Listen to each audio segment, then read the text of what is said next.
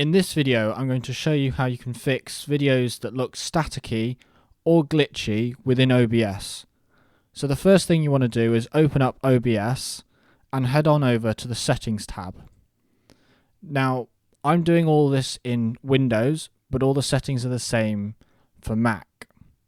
Next, we're going to head over to the Output section, and at the top we can see it's set to Simple. Now, this is because mine was originally set to Advanced, and that's where the problem started. So by switching it back to Simple, we're able to gain a little bit more quality when recording within OBS.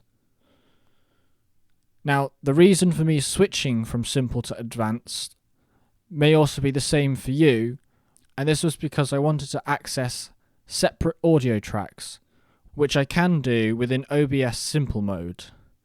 Now, at the moment, I can't access this because I'm recording, but once you switch over, you can set your audio tracks up, click Apply, and then OK, and you're good to go.